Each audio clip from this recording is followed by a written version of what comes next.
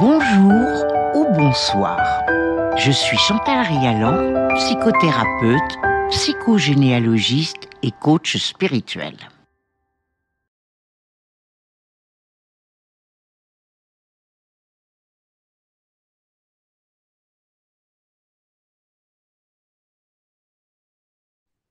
Bonjour, nous nous retrouvons aujourd'hui sur le podcast de Chantal Rialan, Bienvenue sur Terre pour un épisode numéro 4.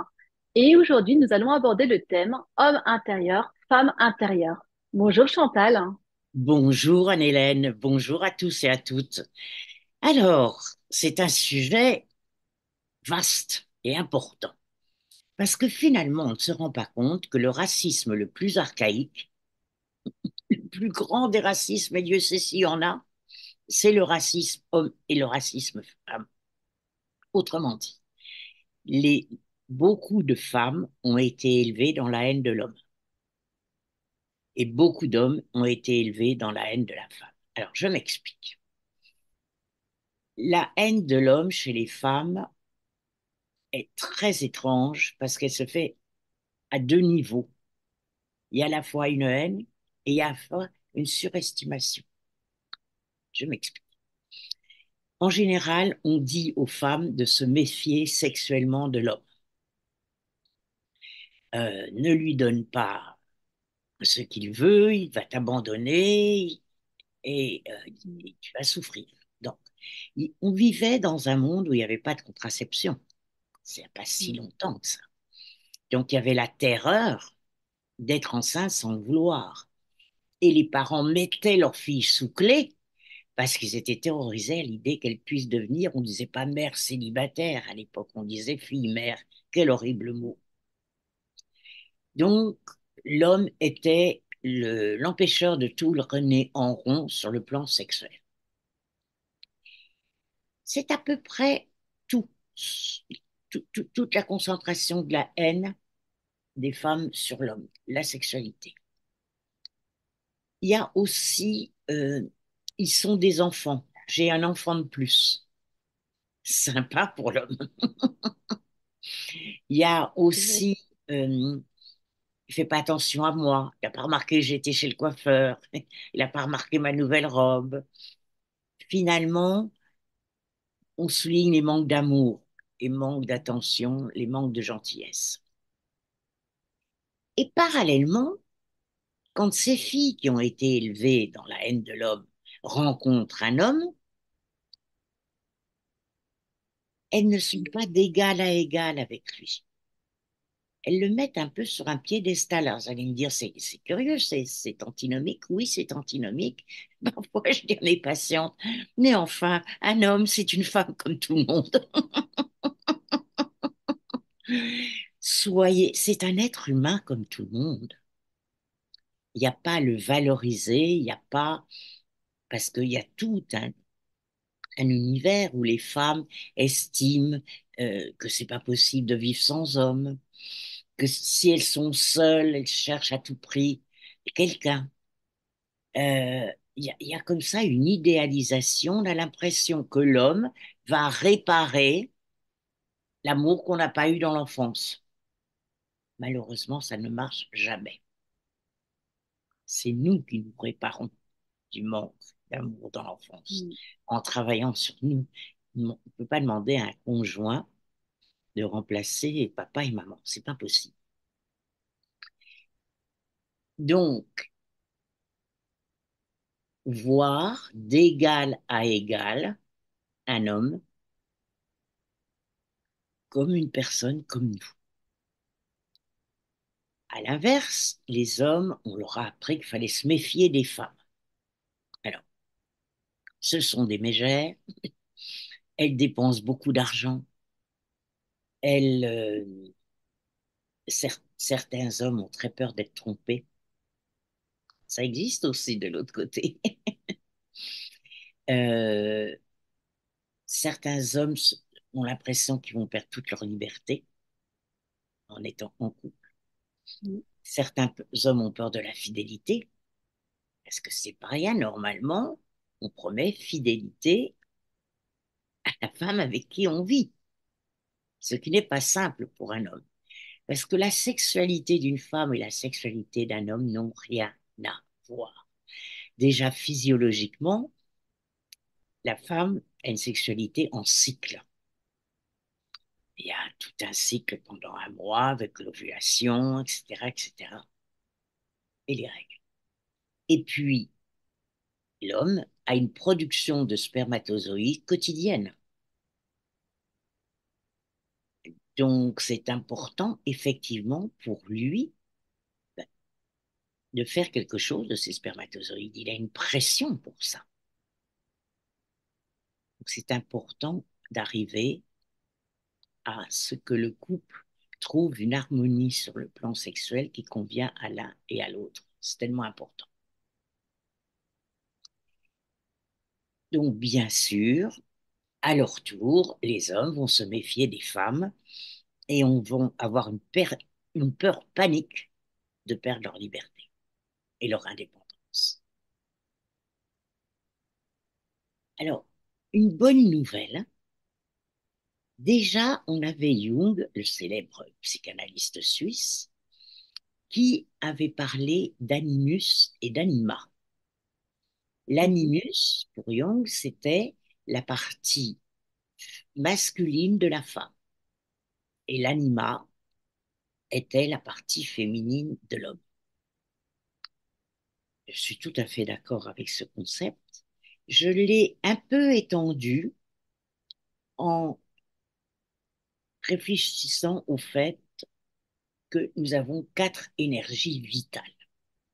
Quand on vit, nous avons quatre énergies pour nous réaliser. La première des énergies, c'est le corps, la matière. Si on n'a pas de corps, on ne peut pas exister sur Terre. Et lié à l'existence sur Terre, il y a l'argent. Vaste sujet, diffi- difficile sujet, parce que l'argent, notre position avec l'argent va être sous-tendue par notre expérience familiale, notre psychogénéalogie, qu'est-ce que les parents, les grands-parents concevaient par rapport à l'argent et dont nous avions hérité. Et puis il y a aussi l'influence des religions. L'argent dans la religion catholique n'a rien à voir avec l'argent dans la religion musulmane ou dans la religion juive. Très, très différents concepts. Nous avons aussi, et c'est peu étudié parce que les grands créateurs de la psychogénéalogie, de la psychanalyse, pardon, et de la psychologie, ont beaucoup insisté sur papa, maman, mais très peu sur les frères et sœurs. Or, lié à notre place, à notre corps, à notre énergie matérielle, il y a aussi la notion de place. Quand on y réfléchit bien, ce qui nous fait souffrir, c'est un manque de place. Quand on est malheureux en amour, on a un manque de place vis-à-vis de la personne aimée. Quand on est malheureux en famille, quand on est petit, on estime que nos frères et nos sœurs sont préférés et que nous, on est rejetés. Quand on est malheureux professionnellement, là aussi, on a des problèmes de place. Et tout au long de notre vie, on- ça va être important de savoir bien prendre sa place et donner leur place à nos enfants et à nos petits-enfants. Parfois, il y a des grandes souffrances. J'ai une jeune fille qui me dit en thérapie, mais il y en avait que pour la cousine Isabelle. OK. Qu'est-ce qu'elle a, cette cousine Isabelle? Bon, on s'aperçoit que la cousine Isabelle, elle est la fille du fils de la grand-mère et que nous sommes que la fille de la fille. Parce que lié aussi à la notion de femme, pendant des années, un millénaire, 1000 ans, un, c'est un chiffre numérologique masculin, et deux, nous avons commencé en l'an 2000 un chiffre féminin, et on a un millénaire pour savoir ce que c'est qu'une femme. Parce que finalement, la femme, c'est la grande inconnue. Alors, il y a la mère, Il y a la vierge, il y a la prostituée, il y a la mégère. Oui, mais c'est peut-être pas tout à fait ça, une femme. C'est pas uniquement ça, en tous les cas. Donc, pour- quand on pense qu'en 1947, c'était la date où les femmes ont commencé à pouvoir voter, Mm. c'est C'est quand même incroyable, hein. drôlement récent. C'était hier, ouais, c'est ça. Enfin, Euh, c'était, voilà. hum, c'est-à-dire que psychogénéalogiquement, alors que nous sommes là maintenant, nos mères, nos grands-mères ont connu ça et nous l'ont transmis. Et il y a encore des pays où on n'a pas le droit de voter. Il y a encore plein de pays où la femme est mise sous le boisseau. C'est- Il y a, il y a encore une inégalité frappante dans les salaires. Les femmes sont moins payées que les hommes, etc., etc. Donc, je pense que dans le deuxième millénaire qui va venir, les femmes vont enfin pouvoir prendre leur place. Et une femme, c'est une femme intérieure et un homme intérieur.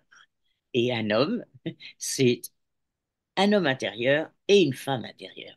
Et c'est là où ça devient intéressant. Et c'est là où on sort du racisme pour essayer de se comprendre et de faire un couple intérieur harmonieux.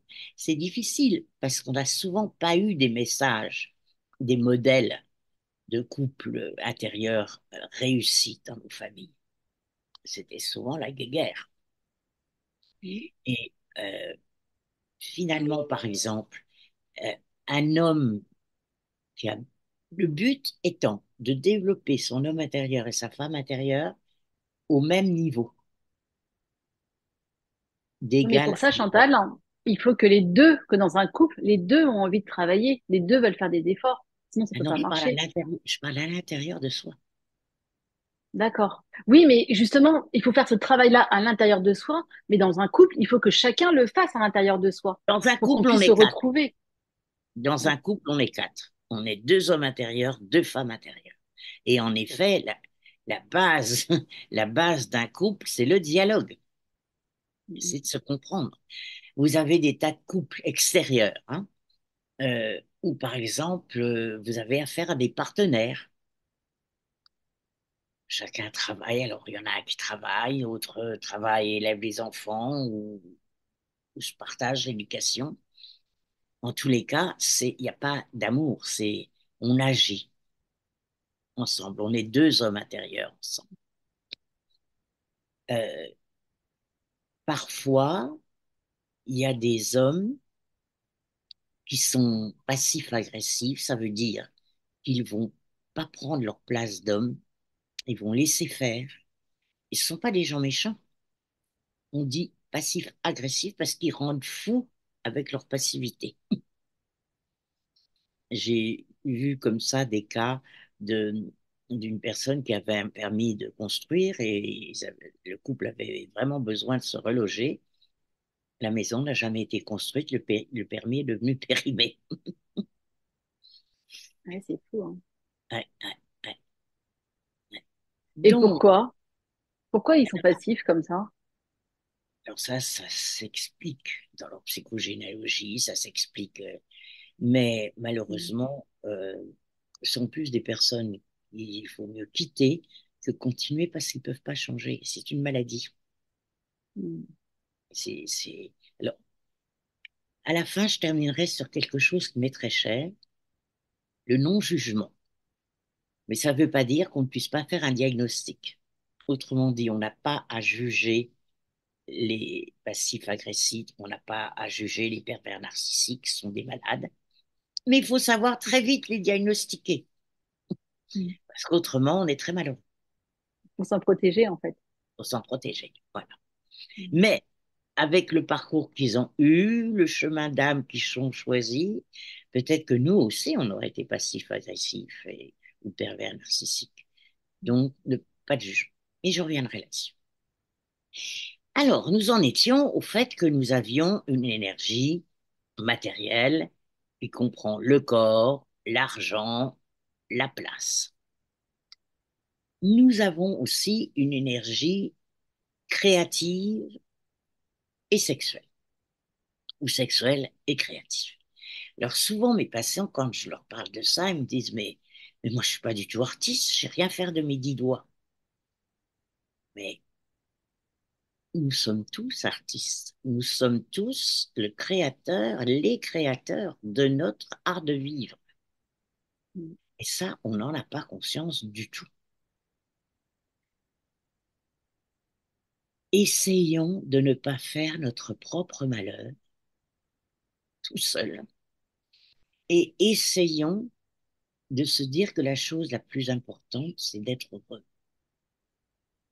Et comment je me rends heureux au quotidien? Qu'est-ce que je fais chaque jour pour être plus heureux ou plus heureuse?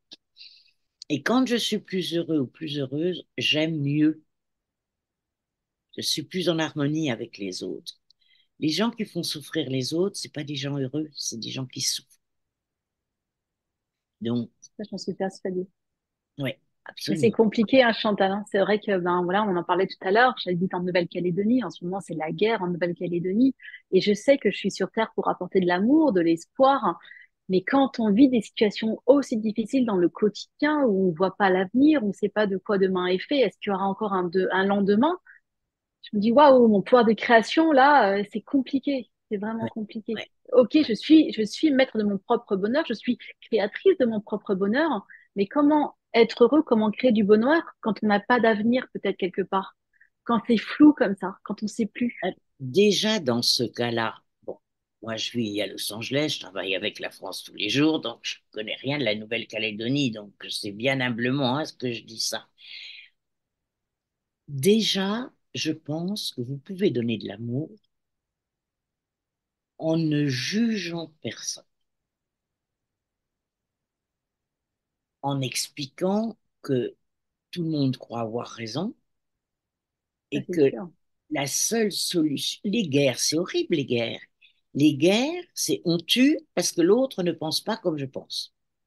Mm. Et si je suis du bon côté, j'ai une médaille.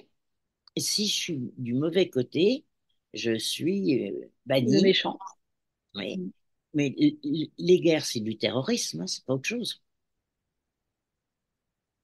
Alors, déjà, essayez. J'ai plusieurs patients en Nouvelle-Calédonie, donc on en a parlé un petit peu. Euh, essayez déjà d'avoir un discours de paix, Mm. déjà. Vous me disiez que sur les barrages, il y avait des messages de paix. Ça, c'est un énorme. C'est énorme. Mm. Ah, je suis très touchée parce que c'est des pays où j'ai été. Je suis très touchée par la guerre Israël-Gaza. Et ces horreurs vont peut-être permettre de mieux se comprendre. J'ai été très touchée quand j'ai vu à la télévision américaine à Los Angeles des Juifs défendant leur pays, bien sûr, mais scandalisés par ce qui se passe à Gaza et qui n'adhèrent pas du tout avec la politique du gouvernement. Il y a d'ailleurs aujourd'hui une grande, grande manifestation. On, on va vers l'amour, mais c'est long. Et puis quand on habite une île et quand on a... C'est difficile, on doit se sentir très prisonnier et très... Alors, En fait, c'est de l'impuissance. On oui, ressent de l'impuissance, Chantal. non, On est prisonnier, effectivement. Aujourd'hui, l'aéroport est encore fermé en Nouvelle-Calédonie. On peut pas partir. Mais c'est surtout qu'on est impuissant. Et à mon échelle, à part tous les matins envoyer de l'amour dans l'univers, il y a de la solidarité entre les voisins qui s'est organisée, etc. Mais on est impuissant et ce retour à la paix, on est très, très nombreux à l'espérer. Mais concrètement, ça va peut-être certainement effectivement prendre du temps. ouais, ouais. Et surtout, ce qu'il faut, ouais, c'est ne pas rompre le dialogue et aussi expliquer. Nous, en Californie, on est très démocrate. La Californie est un pays suffisamment riche, je crois qu'elle est un des troisièmes États du monde. Je dis peut-être une bêtise, enfin, c'est un pays très riche et qui pourrait tout à fait s'autosuffire. Ah oui, mais c'est très compliqué parce qu'il faut créer une armée. Il faut créer un État, ça suppose. Moi, j'aimerais bien un État sans armée, je préférerais de beaucoup. Mais Ça, c'est c'est pas sûr. simple de devenir un pays autonome. Alors, qu'est-ce qu'il va falloir trouver? Bon, en Palestine, il y aura peut-être un État palestinien. Je ne sais pas s'il peut exister en Nouvelle-Calédonie. Je ne sais pas. En tous les cas, il faudrait éviter qu'il y ait d'un côté les nantis et les riches et les qui sont détestés par les opposants, et à l'inverse, les riches qui détestent les opposants. Ça, c'est la catastrophe. Après, la Nouvelle-Calédonie, c'est un peuple multiracial, on est tous mélangés. Et on est des ethnies. Il y a eu tellement de brassages Ouais. depuis, effectivement, il y a eu la colonisation, il y a 200 ans. Les gens sont restés après vivre. Et il y a vraiment beaucoup, beaucoup de mélange ethnique. Il y a beaucoup, beaucoup de métis en Nouvelle-Calédonie. C'est pour ça que terre de parole, terre de partage, j'y crois. Le vivre ensemble, j'y crois. Parce on est tous frères, hein. Et s'il y avait effectivement des tests ADN qui pouvaient être faits, on se rendrait compte. Alors moi non, hein, puisque moi j'habite, je suis ce qu'on appelle une oreille. Hein, ça fait seulement 25 ans que je suis sur le territoire. Et mon mari, par exemple, qui est métif, hein, et tous les gens autour de nous le sont. Et on Ouais. est tous frères, on vient tous de la même source. Mais vous savez que ce serait peut-être possible de faire des tests génétiques. Parce Alors déjà, que, c'est pas autorisé en France, mais ah si, c'est autorisé. Il y a certains tests qui sont autorisés par la salive. ah ouais. Je sais que le site MyHeritage, il est interdit en France. On peut plus faire, en tous les cas, depuis pas longtemps, Chantal, depuis 2 ans, on ne peut plus faire venir les tests en France, hein. Ah bon? Mm, mm. Mais je trouve ça fabuleux, hein. J'avais vu une émission comme ça sur les réseaux sociaux où des gens étaient réunis dans une salle, hein. Ils connaissaient pas du tout les résultats de leurs tests, hein. Et quand on leur annonce, ils se rendent compte que dans le public, ils y retrouvent un cousin et qu'on est on vient tous de la même. Enfin là, il y a eu tellement de brassage Ah, ça, au. c'est instrument de paix. Ah oui, ça serait fabuleux. Mm. Euh, En Israël, il y avait eu un chef d'orchestre qui travaillait avec les enfants palestiniens, les enfants israéliens. Tout ce qui va pouvoir donner de l'amour, c'est ce pourquoi nous sommes faits.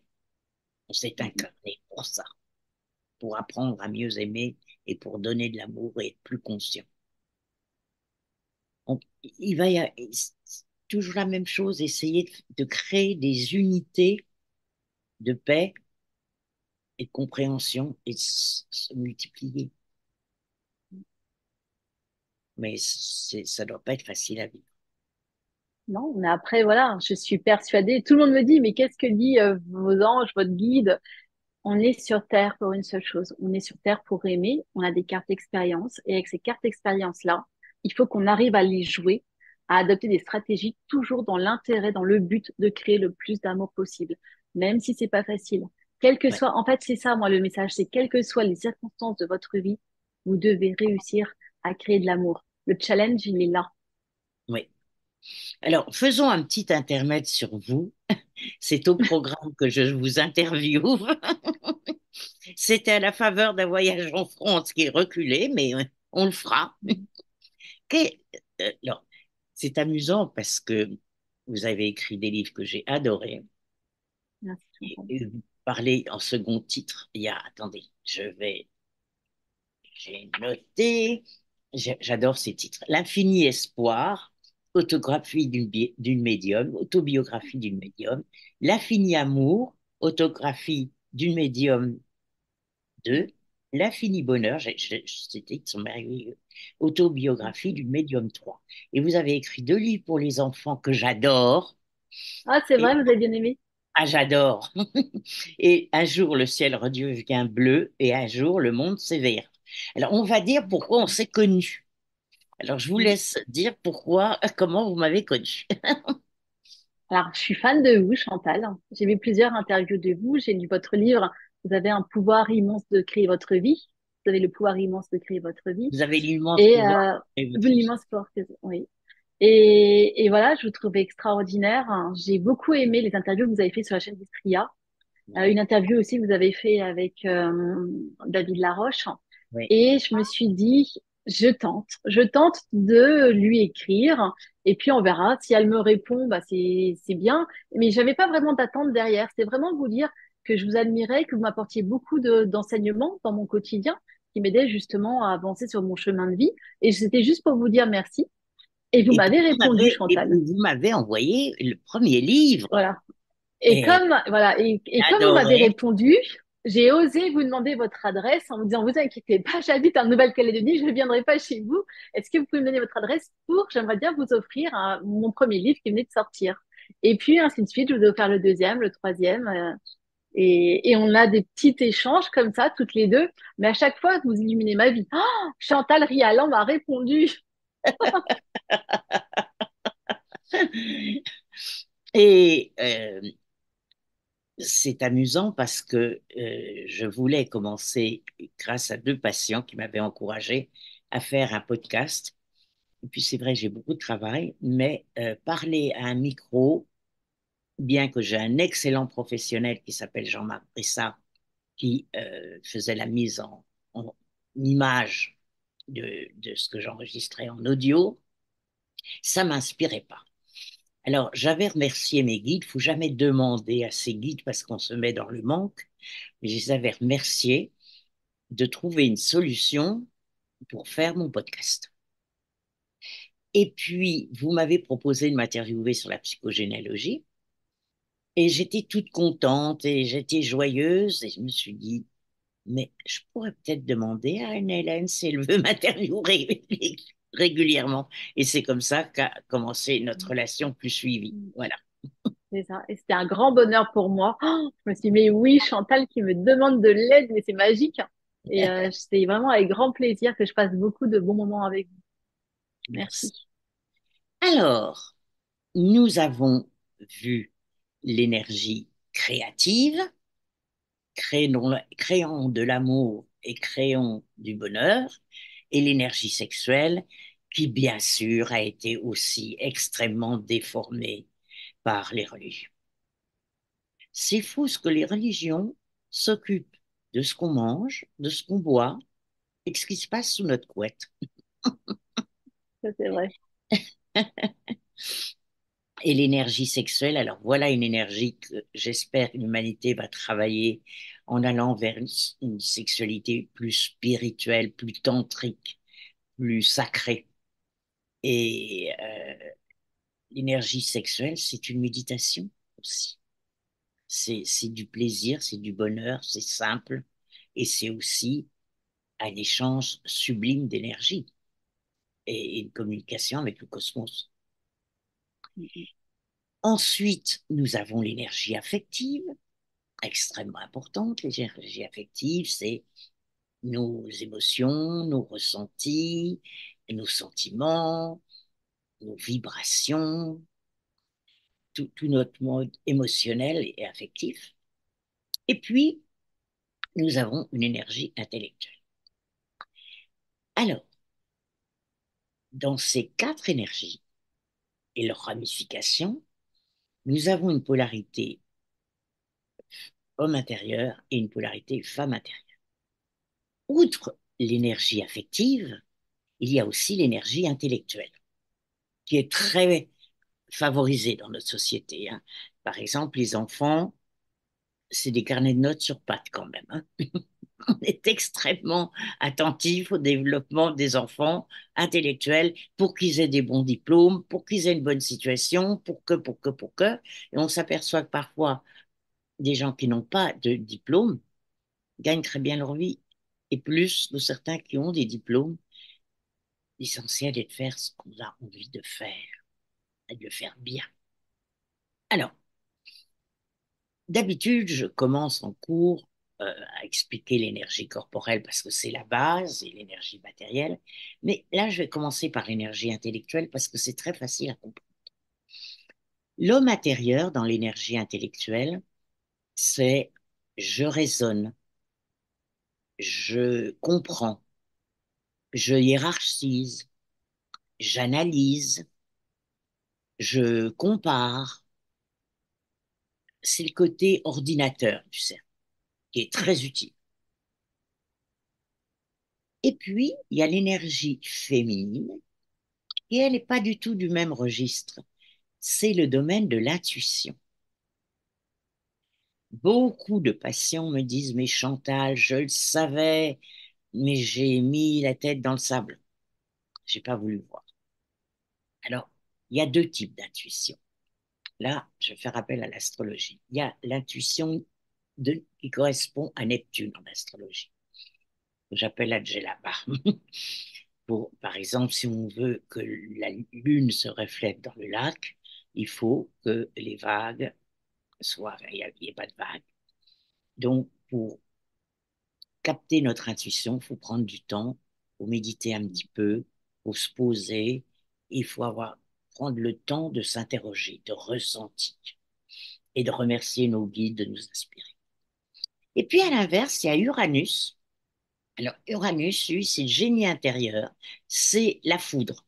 Tout d'un coup, l'idée qui vous vient comme ça, de nulle part, évidemment de vos guides, et qui vous font créer des choses nouvelles. N'oubliez jamais de les noter, ces idées, parce qu'après, vous les oubliez.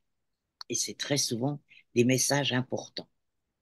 Vous connaissez ça bien, j'imagine. Oui, j'en ai beaucoup la nuit et je me lève pour les noter parce que souvent je me dis non, non, mais je vais m'en rappeler, je vais m'en rappeler. Et si tu le fais pas, c'est fini, j'oublie. Fini. Donc maintenant, Absolument. je me lève et je note. C'est la vitesse de l'éclair. Mm. Donc, vous voyez, il y a homme intérieur, femme intérieure, et le tout, c'est de les faire communiquer entre eux et se correspondre. Et ça va être comme ça pour toutes les autres énergies. Par exemple, le corps. Le corps, on est arrivé à une absurdité. Il y a des gens qui ne voient le corps qu'à travers les réseaux sociaux, à travers des régimes dantesques, à travers de, du sport à outrance, parce qu'il faut paraître une certaine image. Quand on pense que les cours de gym se donnent devant des glaces, mais c'est une hérésie. Quand les danseuses sur ballerines, pourquoi pas? Mais quand vous faites quelque chose pour votre corps, il faut se sentir de l'intérieur, il faut ressentir le mouvement à travers vous et non pas euh, forcer votre corps. À Los Angeles, vous avez des gens qui se lèvent à 4h30 du matin pour faire de la gym. Parce qu'il y a paraître jeune, paraître musclé, paraître... c'est, c'est triste. Et ça, c'est de l'homme intérieur mal compris. On s'impose des règles. Parce que l'homme intérieur, c'est quand même les règles, la discipline, la structure. On s'impose des règles qui sont contre nous au lieu d'être pour nous. J'ai souvent remarqué que mes patients très sportifs n'étaient pas en meilleure forme que les autres. Parfois même, ils se blessent souvent. Parce qu'ils Oui, forcent. Ils forcent. On n'est pas là pour se forcer, on est là pour s'aimer. Parce qu'on est là pour donner de l'amour, mais la première personne à qui en donner, c'est nous. Or, beaucoup de personnes maintenant se torturent avec leur corps. À l'inverse, la femme intérieure, dans le corps, elle ressent, elle fait ce qui est bon pour elle, elle, elle est créative, elle s'amuse, elle fait des choses sympas, elle ose faire des choses, elle ose, j'ai une patiente qui est architecte maintenant, mais qui rêvait d'être styliste, et quand elle était jeune, elle s'habillait très branchée de ses propres créations. C'est super. c'est chouette. Et là encore, l'avenir de l'homme et de la femme intérieure, c'est le couple intérieur, un peu de discipline. C'est sûr que si on craque tous les jours pour 3 pâtisseries, ça va être embêtant. Mais une pâtisserie de temps en temps, ça peut être très sympa. Moi, personnellement, j'aime pas les gâteaux, mais Ah, c'est vrai. Moi, j'aime bien. donc ce équilibre toujours, amour, écoute de soi-même, équilibre avec les enfants aussi. Ne leur donnez pas des règles trop dures. En même temps, une éducation, là, c'est catastrophique en ce moment ce qui se passe. Les mamans voulant être des super bonnes mamans qu'elles ne seront jamais. Déjà, être une maman qui fait ce qu'elle peut, c'est très bien. Euh, Répondent à leur bébé. Dès qu'il crie, elle se lève la nuit. Il y en a même qui préparent le biberon chocolaté pour le réveil. Ben oui, mais mine de rien, on fait que les enfants n'ont aucune résistance à la frustration. J'ai un patient qui adore ses petits-enfants. Il a une petite fille qui a 3 ans et très vocale. Et la petite fille est habituée à regarder la télé chez elle. Et le grand-père lui explique ben, que non, chez lui, c'est pas comme ça, et chez la grand-mère non plus, c'est pas comme ça, mais qu'on fera des tas de choses. Elle se roule par terre. C'est l'horreur. Et puis après, ça s'arrange. Vous n'êtes pas une mauvaise maman, vous n'êtes pas un mauvais papa si vous ne répondez pas immédiatement aux cris de votre enfant. Vous lui expliquez que la nuit, c'est fait pour dormir et qu'ils sont là, mais qu'ils ne vont pas se réveiller dès le moindre chouinement. Et aussi, c'est important de mettre un foulard, quelque chose qui a l'odeur du parent. Ça Mm. les rassure beaucoup. Donc, attention à ne pas être dans trop de laxisme ou dans trop de rigidité. Finalement, c'est ça. Alors, dans l'énergie, alors c'est amusant quand même, parce que dans l'énergie sexuelle, qu'est-ce qui nous empêche de batifoler à droite et à gauche sexuellement? Ben, c'est précisément l'homme intérieur, le fameux homme dont on disait qu'à la place du cerveau, il avait un sexe. Ben, c'est lui qui va nous faire faire des choix, y compris le choix d'être fidèle si on en a envie. C'est assez rigolo. L'homme intérieur, ça va être je décide, je me donne les moyens, je m'organise, je me structure, et ça de façon, c'est la femme intérieure qui va empêcher que ce soit trop rigide. Et c'est l'homme intérieur qui va empêcher que la femme soit trop explosive, trop hystérique. Par exemple, dans l'énergie affective, si la femme n'a pas un cadrage par l'homme intérieur, comme si vous voulez imaginer un super bateau, il y a le vent dans les voiles, mais il faut aussi gouverner. Donc, si on laisse toute liberté à la femme intérieure dans l'expression de ses sentiments, de ses émotions, ça donne l'hystérie. Tout le monde a connu ça au travail. La femme qui fait tout le temps des histoires, qui râle tout le temps, qui s'estime victime, qui pleure, qui fait des ragots, qui critique tout le monde. Ben, il n'y a pas d'homme intérieur, là, c'est on y va, tout est permis.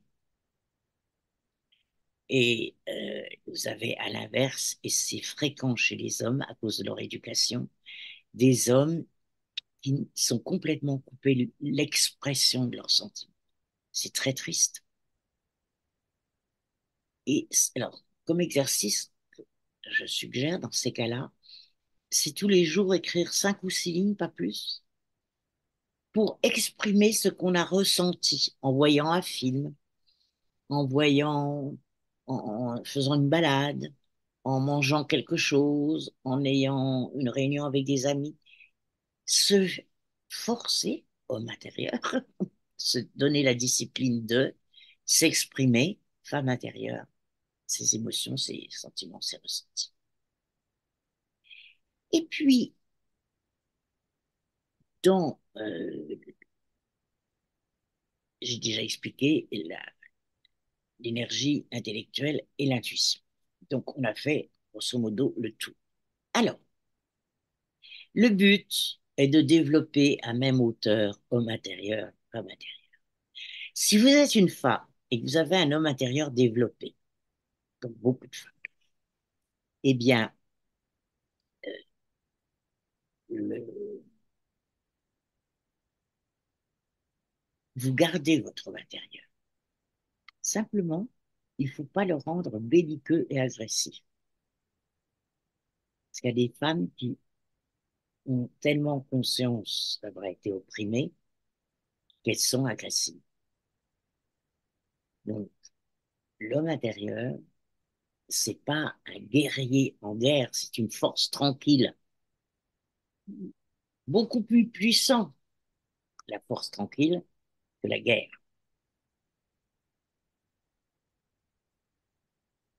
La femme intérieure, ça va être l'accueil, la bienveillance, le non-jugement.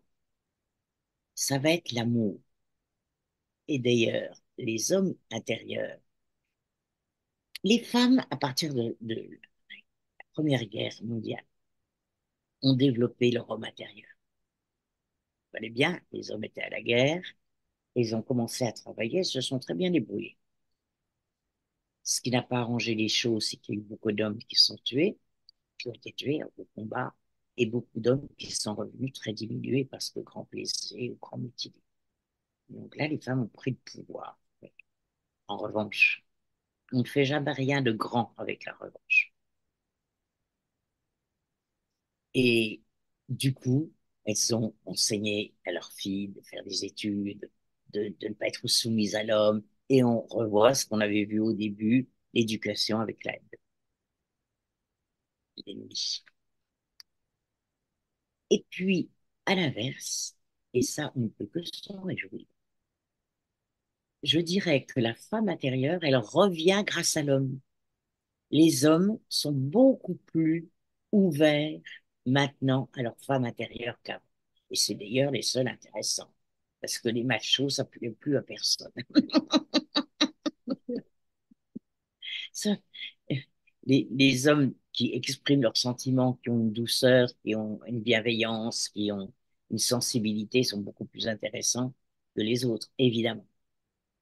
Donc, là encore, il va falloir combiner un homme intérieur pacifiste, fort, calme, tranquille, et une femme intérieure ouverte et comprenant et donnant de l'amour. Pour terminer, je vais redire ce que je avais évoqué, ne, ne pas être dans le jugement. Les êtres font ce qu'ils peuvent en fonction de ce qu'ils sont. Beaucoup d'êtres sont névrosés et c'est ça qui fait souffrir les autres. Ne jugeons pas. Par contre, sachons porter un diagnostic, notamment concernant des personnalités très malades, aussi bien dans les familles que dans les entreprises, ou même, on a pas mal de chefs d'État malades en ce moment. Donc, ne pas être dupe. Voilà, est-ce que vous avez des questions à me poser? Ben non, franchement, merci beaucoup, Chantal, de nous avoir éclairé sur homme intérieur, femme intérieure. Je pense que chacun va réfléchir un petit peu de son côté sur qu'est-ce qu'on a à développer plus en nous, si c'est notre homme intérieur, notre femme intérieure, et trouver effectivement le juste équilibre entre les deux. Voilà.